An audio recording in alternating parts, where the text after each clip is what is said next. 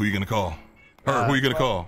Ghostbusters. There you go. That's what I'm talking about. I was gonna say, the police. What? Because they just took my money? No, we're talking about Ghostbusters, the 2016 release starring Kristen Wiig, Melissa McCarthy, Kate McKinnon, and Leslie Jones. The marketing term, rise to the call or something Rise like that? to the call. If you see something, say Answer the call. Answer the call. Answer the call. Okay. If you see something, say something. I think it was like, yeah. A little different. Just out in theaters, and dude, first of all, I will say this is not a remake. It's a reimagining. A reboot. Okay, yeah, no, reboot. The reboot of the franchise. I'll say a reboot of the franchise going in a different direction, because I thought it would be the same archetypes of characters, the three scientists and the one black guy. Now the three scientists and the one black female, and they're just going to do it with a more female perspective, which is pretty much what the internet was blowing up about. Yep. And not that that'd be a bad thing if they do it right, but that in itself would be hardly scrutinized, and very little detail was given about the plot. Had they been a little more transparent with that, jokes wouldn't hit as surprisingly as they did, but I think they would have gotten a lot less flack. You got to pick your poison on this one. I mean, I don't blame them. I mean, if I was on their marketing team, I would do exactly the same marketing they did, because at the end, I need you to get there and see it for yourself to make your judgment. It's one thing to have keyboard warriors complaining about the whole thing and not even giving me the opportunity versus somebody like you two gentlemen who actually went out to go see it. And I plan on going to see it at some point, but it's one of those sort of things that I don't blame them whatsoever by holding it close to their chest when it comes to letting out the plot or anything like that, because that's exactly what would have happened. Well, I had a conversation with my roommate, and he was following through on the hater perspective, that there was this Ghostbusters 3 script that existed for years and years and years, and it kept getting pitched to a bunch of different production companies, and it never got funding to get made. Finally, someone else comes in, scoops up the rights, and makes their own script, a reboot, in that most fans didn't want the reboot. They wanted Ghostbusters 3. That holding on to those, I don't know, those nostalgic facets, that I think has done a disservice to a lot of stuff. But was the video game like kind of like the sequel? The video game was the sequel that everyone was clamoring for, and I think since we had that, you don't need to get that in movie form. But it wasn't the same story. No, definitely very different not story. The same story as the proposed Ghostbusters 3 story. Yeah, just to lay it out, if you're familiar with the original Ghostbusters, there's three scientists. They worked together. They were friends. They all got fired from the same university. They went into business for themselves as paranormal investigators who eventually created equipment that could capture and contain ghosts, and that's how they became the Ghostbusters. In this one, you start off with two former friends who went on to their own educational careers of various levels of prestige. In the past, they wrote a book together on paranormal investigation that kind of fell by the wayside until one put it up on Amazon. It got popular with the right audiences, and that ends up bringing them back together for the purpose of quelling this new infestation of paranormal activity in New York. And reigniting their passion for proving that paranormal exists. Yeah, that was kind of a side plot to it. Right. Just for context, in the original Ghostbusters, they believed in ghosts and they were struggling to prove it. This one starts off with they used to, and now they don't really. But they're in kind of a situation where they're forced back into that. And that's another thing that I got in this that I didn't expect. There was struggles with their interpersonal relationships. Yes. Yeah. And it wasn't like a whole big, it wasn't a Lifetime movie. I don't really want to catch like ghosts with her touchy-feely. because, not at all. It was not harped on. It was touched on, and it became kind of an interesting back plot that they touched on here and there.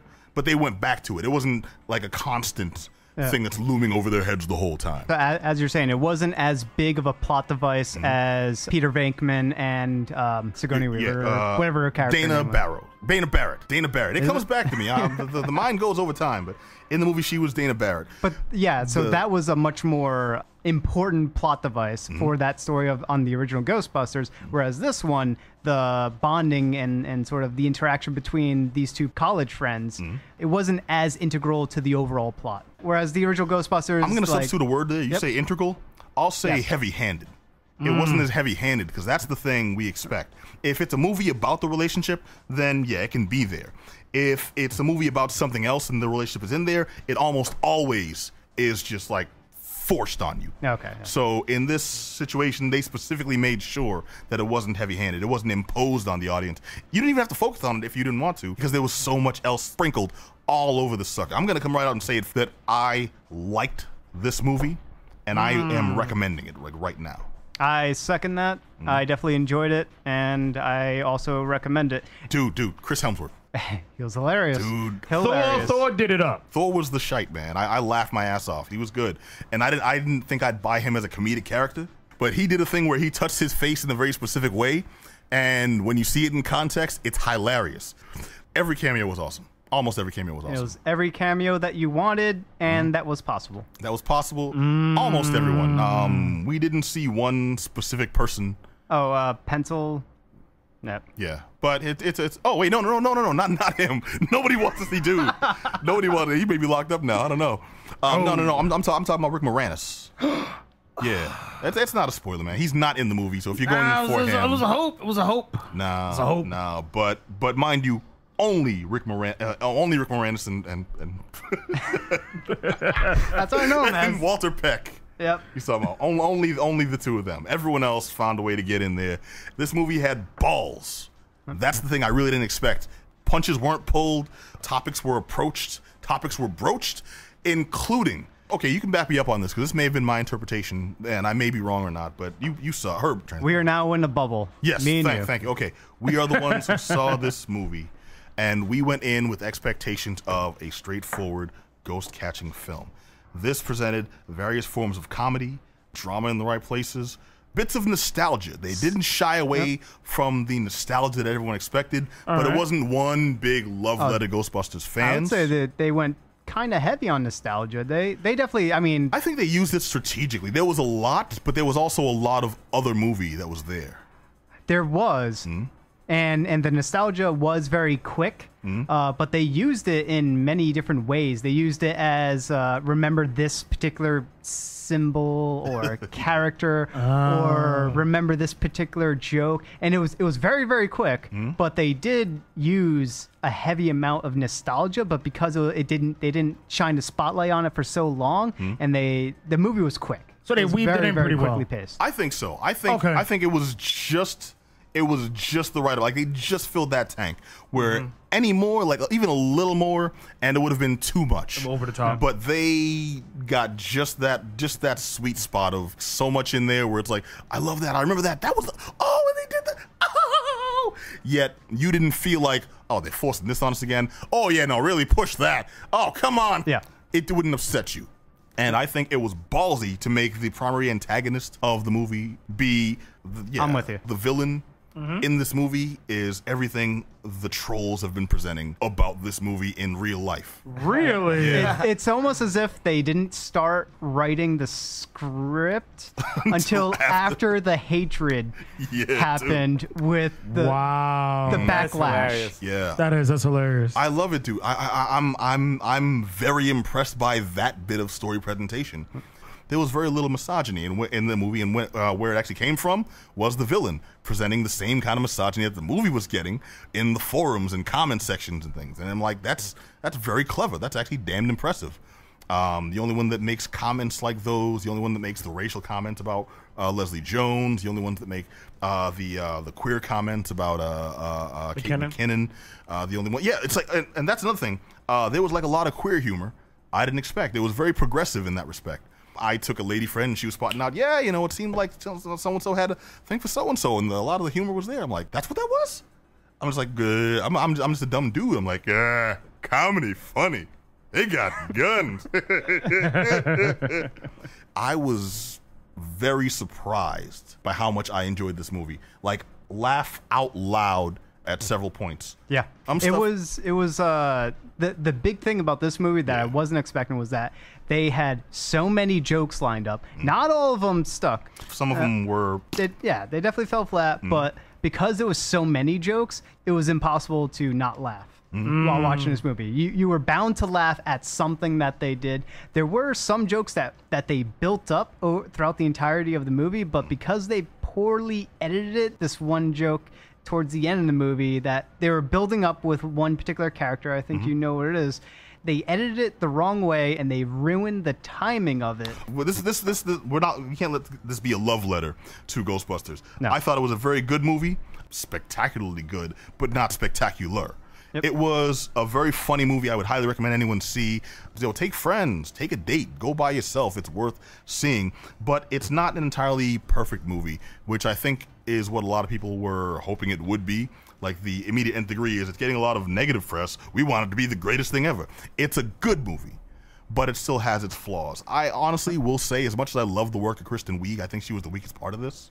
Really? Which one was that? Kristen Wiig. She was the main one from Columbia. Okay, yeah. That the movie starts off with. She's essentially the foil we're following that leads into the Ghostbusters. So it seems like it's her story before it becomes the story of the Ghostbusters themselves. The equivalent of Peter Venkman. Yeah. That's another thing. Like I said at the start of this review here, we expected direct allegories for each of the original 4 Ghostbusters.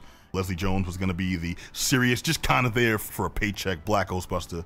Kate McKinnon had the Egon hair. She's going to be the smart one that does all the hard science and is very serious. The serious one. The serious one. She made this movie for me because she was crazy. She was awesome. She was the hard comedy character. Yep. Yeah.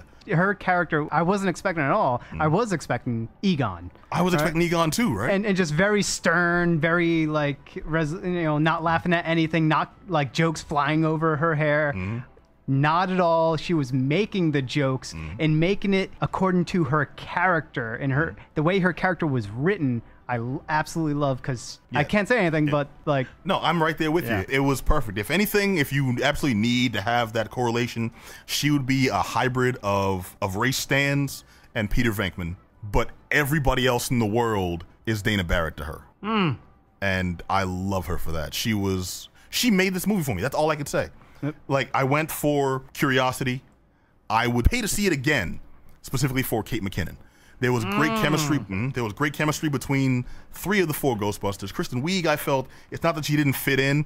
I felt like she wasn't giving as much as the others, including Melissa McCarthy, who I've never really seen play as straight a role as this.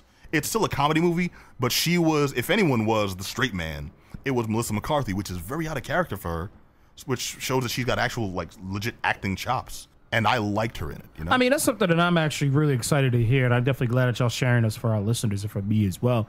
I'm not sure if Herb could chime in on this, but I mean, for me, approaching the movie from the outside in, many of these actors have already been typecast already, and that one would assume from the outside looking in that McCarthy's going to be the slapstick funny one, because that's what she's always been typecasted as, and that Wig's going to bounce off her and be is going to bounce off her and be just as slapstick. And looking at it from an outside lens, I would assume that Kate McKinnon will be kind of fading into the background, like you're saying, be kind of straight man, and Leslie Jones being just token black person who's kind of there, who fills in every now and again. But I mean, I'm a McKinnon fan. I like McKinnon from jump, from her first time she stepped on scene as a feature cast member on SNL. I'm a fan of hers, so I'm really glad to hear that she expressed her range. She, in many ways, made the movie for you, as opposed to it being what the obvious assumption would be, that we would get McCarthy, what she was at Tammy, just slapstick funny, or was the other Spy? Yeah, Spy with Spy with Jason Statham. Yep. The Heat with Sandra Bullock. all just that same big girl John Candy sort of Chris Farley character that we're used to seeing from her. So I'm really glad to hear that she played straight man in this, to see that range, and just by I mean, Kristen Wiig taking a back seat in many ways, kind of driving the plot. Correct me if I'm wrong, but it's what I'm gathering from y'all, that she kind of drove the story along. She was ultimately steering the story, but at the same time, she wasn't the one who was calling the direction of the story. Was that she was safe supposed to say? Yeah, she was supposed to be more of the sympathetic character that you really want to see succeed. But by the end of the movie, you're wondering, what are we seeing her succeed at? Her main motivation is kind of out the window within like the first 20 minutes of the movie, and that's an important plot point. But that never comes back. You expect that's going to be a farther plot point that they give you a taste of at the beginning, and that's going to be the overreaching. No, if anything, that's a red herring to throw you off, and it's good that they did that. The movie is better than that. So my question for y'all is, was that something you were looking for? Like, looking for her? Like, did you forget about her as time goes on? They'd be like, oh, did that get solved at the end of the movie? No, but it's something that they throw in that almost worked against them. It almost seems like, oh, you're going for kind of this hackneyed trope in what I had hoped would be a bigger film. It's just like, nope, gotcha. and then they throw that out, and we don't see Charles dance again. Charles dances in the movie, by the way, and the movie itself presents it as something better. It's just like, we hid your new action figures in this 1,000-piece puzzle box. Psych. Happy birthday, something like that. It was less about telling one character story, and it was more about telling each of these 4 characters getting together and becoming the Ghostbusters and telling a story of. That's what it felt definitely. like. The only criticism I can make of the Ghostbusters as a group is, besides Kate McKinnon, the other ones didn't really stand out with personalities of their own.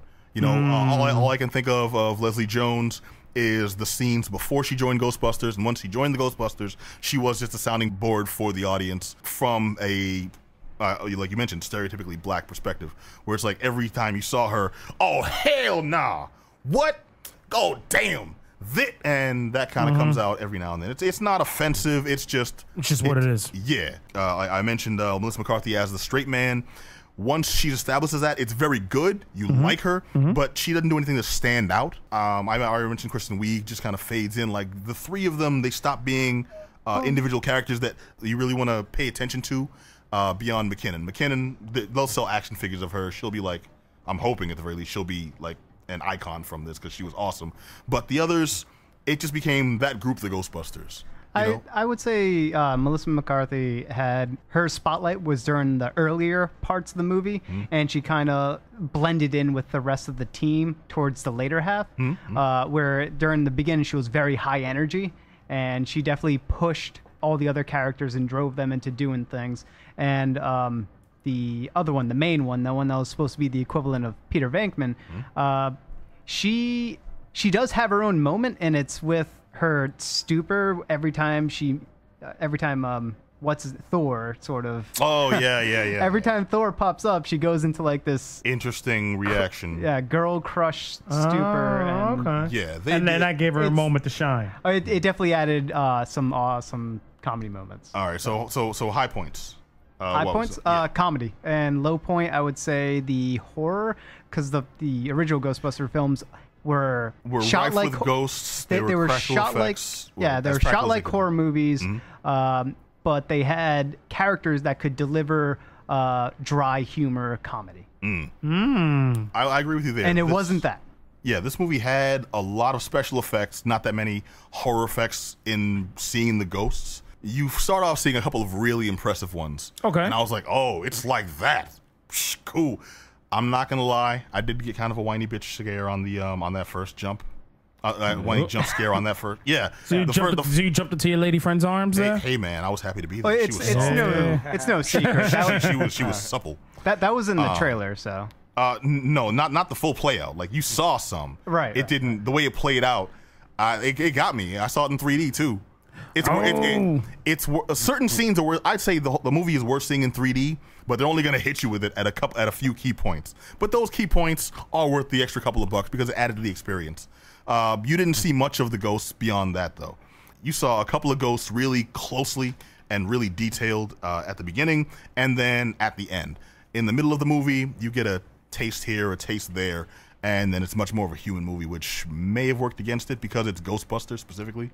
And the way they end this, like, they do a couple of things at the end that is just the balls to do this in a movie that you have no idea is going to succeed. That was the question I was going to ask. Is they setting it up for a sequel? I hear that through the grapevine. Maybe so, not really. Yeah, I can't say that because the way they ended it is like a nice footnote on, you like the original Ghostbusters. Here's a nice little aperitif for you to go out on. What? They're absolutely setting up for... What I'm saying is if this movie wasn't popular, the gumption to end it the way they did, and I mean, like, before credits, after credits, everything, like, just the gall to do that. And if this was a bad movie, like, if we walked in there, yo man, can you believe the corny stuff they did, and then to end it that, this would have been spit roasted.